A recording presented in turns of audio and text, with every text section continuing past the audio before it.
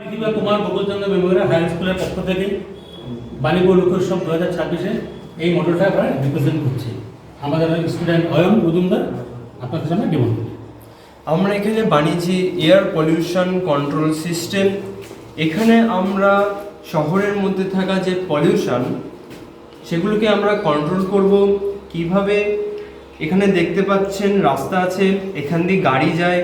এই গাড়ির এক্সস্ট থেকে বেরোনো যেসব কার্বন ডাইঅক্সাইড, কার্বন মনোঅক্সাইডের মতন কার্বন পার্টিকেল, সেগুলোকে আমাদের এই যন্ত্র এই দুটি ফ্যান দিয়ে নিজের ভিতরে নিয়ে নেবে এবং এর ভিতরে থাকা কার্বন রডের তৈরি ক্যাথোড ও অ্যানোডে সেগুলি রিয়াকশন করে সেই কার্বনটিকে আলাদা করে নিচের এই কটন প্যাডে জমা করবে এবং সেই কার্বনটাকে আমরা ছাপার কালি হিসেবে বা টায়ার হিসেবে আমরা ব্যবহার করতে পারি।